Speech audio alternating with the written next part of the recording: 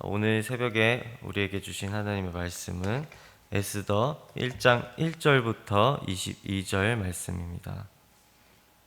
에스더 1장 1절부터 22절 말씀입니다.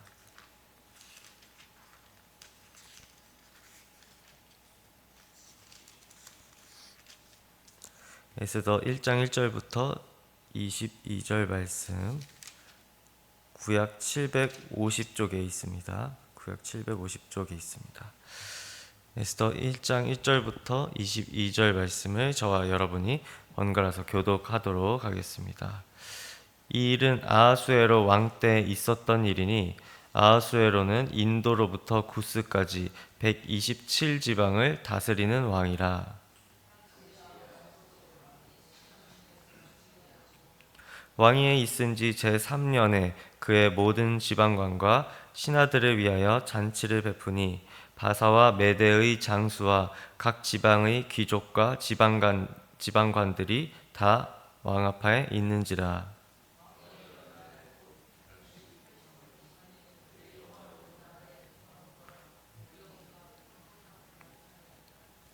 이날이 지남에 왕이 또 도성 수산에 있는 귀천간의 백성을 위하여 왕궁 후원뜰에서 7일 동안 잔치를 베풀세.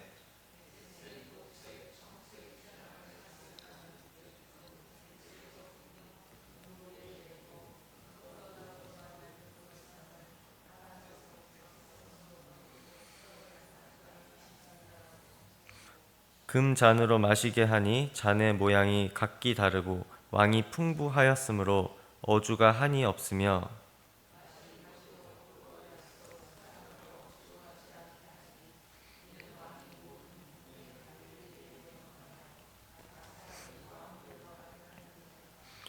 왕후 와스디도 아하수에로 왕궁에서 여인들을 위하여 잔치를 베푸니라.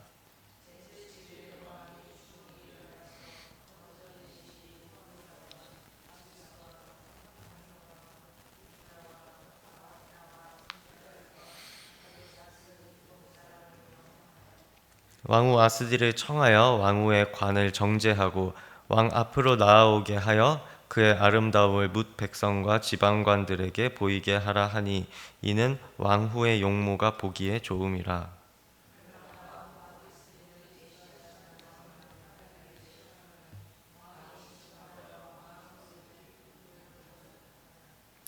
왕이 사례를 아는 현자들에게 묻되 왕이 규례와 법률을 아는 자에게 묻는 전례가 있는데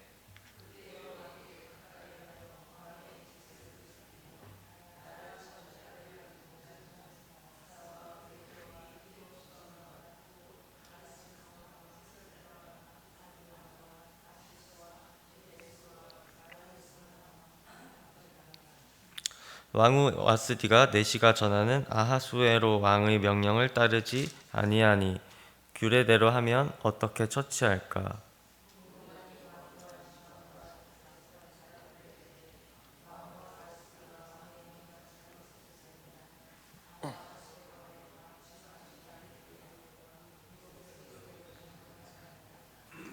아하수에로 왕이 명령하여 왕후 와스디를 청하여도 오지 아니하였다 하는 왕후의 행위의 소문이 모든 여인들에게 전파되면 그들도 그들의 남편을 멸시할 것인즉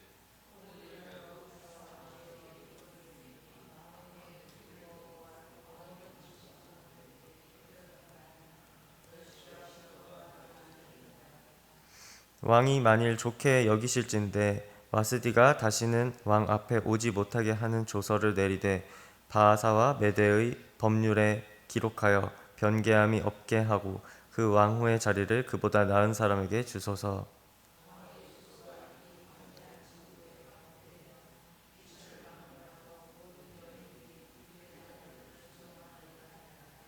왕과 지방관들이 그 말을 옳게 여긴지라.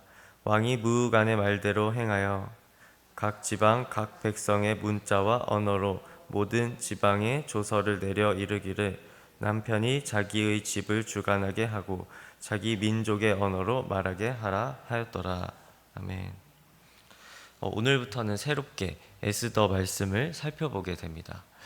에스더서는 남유다 민족이 바벨론의 포로로 잡혀가고 그 바벨론이라는 나라는 메데라는 나라로 또 이어서 페르시아라는 나라로 바뀌면서 오랜 시간이 지나 그곳에서 터를 잡고 살아가는 유다인들의 이야기가 에스더서에 담겨 있습니다.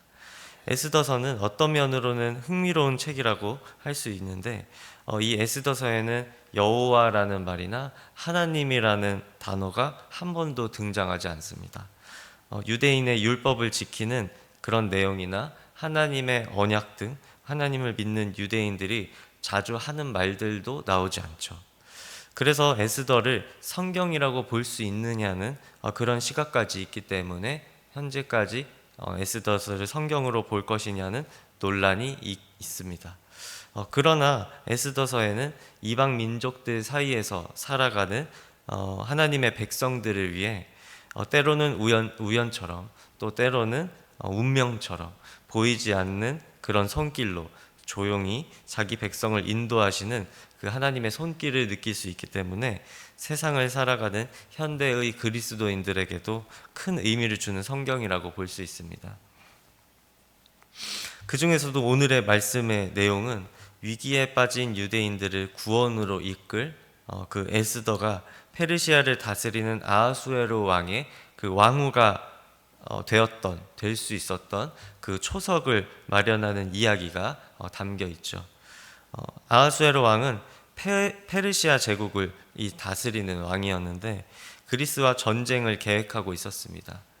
아하수에로 왕은 이미 2번의 전투를 했기 때문에 앞선 2번의 전투에서 마지막 전투에서 그리스에게 패배했기 때문에 다시금 자신이 통치하는 지역의 총독들과 신하들, 아까 말했던 것처럼 지방관들, 모든 신하들을 모아서 연회를 이제 크게 베풀고 그들의 마음을 단결시켜서 전쟁을 다시 한 번 더 해보려는 그런 생각을 하고 있었던 것이죠. 그래서 오늘 말씀은 아하수에로 왕이 연회를 베푸는 장면으로 시작됩니다. 이 연회는 아주 호화로운 장소에서 베풀고 있습니다. 보면 이 은고리에 그 초록색 갖가지 그런 줄들을 이래 매달아서 화려하게 하고 페르시아의 왕에게 원래는 이 연회를 베풀 때 술을 마시게 되고 술을 마시게 되면 페르시아 왕에게 갖추는 그런 예가 있었는데 주도가 있었는데 그런 주도도 지키지 않아도 되고 마음 놓고 술을 마셔도 될 정도로 자유로운 분위기를 연출하는 그런 연회였습니다. 자유롭게 술을 마시게 하여서 연회에 참석한 사람들의 마음을 자유롭게 하고 풀어지게 한 다음에 그 사람들 모두의 마음을 얻어서 모두를 단결시키려는 아하수에로 왕의 그런 의도가 있었던 것이죠. 그리하여 자연스럽게 방탕한 분위기가 생기게 되었을 것입니다. 문제는 이렇게 아무 규칙도 없는 이 연회가 규칙이 없기 때문에 취기를 더욱 오르게 하고 사람의 판단력을 흐리게 만들었다는 것이었습니다. 그도 그럴 것이 이 역사적 기록에 따르면 페르시아 사람들의 이 주사는 상당했다고 합니다. 이 주사가 또 상당하기 때문에 취기가 더욱 오르고 주도가 없으니까 어떤 일이든 할 수 있는 어떤 무질서한 일이든 행할 수 있는 그런 상태가 된 것입니다. 아하수에로 왕은 이 술로 인해서 기분이 좋아져 실수를 범하고 맙니다. 다른 사람도 아닌 이 아하수에로 왕 본인이 이 연회를 베푼 본인이 실수를 하게 되는 것이죠. 어떤 실수를 범했는지 알기 위해서 10절에서 11절을 한 목소리로 한번 읽어보도록 하겠습니다. 다 같이 한번 읽어보도록 하겠습니다. 10절에서 11절 읽어보도록 하겠습니다. 제7일에 왕이 주흥이 일어나서 어전 넷이 무후만과 비스다와 하르보나와 빅다와 아박다와 세달과 가르가스 7사람을 명령하여 왕후 와스디를 청하여 왕후의 관을 정죄하고 왕 앞으로 나아오게 하여 그의 아리따움을 뭇 백성과 지방관들에게 보이게 하라 하니 이는 왕후의 용모가 보기에 좋음이라. 이 왕후 와스디를 이 술자리로 불러내려는 것인데요. 이 왕후의 관을 정제한다, 이 말은 이 화관, 이 왕후가 쓰는 그 왕관을 쓰게 해서 마치 전시품처럼 보이게 한 다음에 이렇게 복장을 갖춰 입고 왕 앞으로 나아오게 하라는 그런 명령을 일곱 내시에게 명령한 것입니다. 그래서 내시를 보내서 데려오게 하려는 것이죠. 아하수에로 왕은 술김에 자신의 왕후 와스디를 남자 취객들만 있는 곳에 불러서 구경거리로 삼고자 하는 실수를 범했던 것입니다. 왕후 와스디는 이 당시에 이 여성들을 위한 연회를 따로 베풀고 있었는데요. 즉 아하수에로 왕이 있는 곳은 남자들만 있는 방탕한 그런 분위기가 만연해 있는 그러한 자리였던 것입니다. 와스디 또한 귀족 출신, 바벨론 귀족 출신의 그런 여성이었고, 그 당시에 페르시아에서도 이 왕후라는 자리는 이 남자인 왕과 마찬가지로 거의 대등할 정도로 이 왕후의 자리는 매우 고귀한 위치로 인식이 되었습니다. 그래서 페르시아 왕들을 비롯한 모든 남자들도 집안에 어떤 중요한 연회가 있는 자리, 술자리에는 이 부인을 동행시켜서 중요한 이야기를 함께하는 그러한 관습이 있을 정도로 이 아내에 대한 존중이 원래는 있었는데요.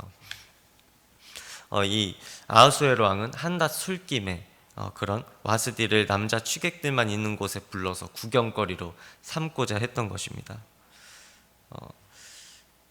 그래서 와스디와 같은 왕후는 취객들만 있는 곳에 구경거리로 와서는 안 되는 상황이었기 때문에 와스디는 왕후로서의 존엄성을 지키기 위해서 이 자리에 오는 것을 거절하였습니다. 그냥 여기까지만 하였다면 그냥 규모가 큰 부부싸움으로 끝날 수 있을 그런 상황이었는데, 아하수에로 왕은 여기에서 실수를 한 번 더 범하게 됩니다. 잘못을 한 번 더 범하게 되죠.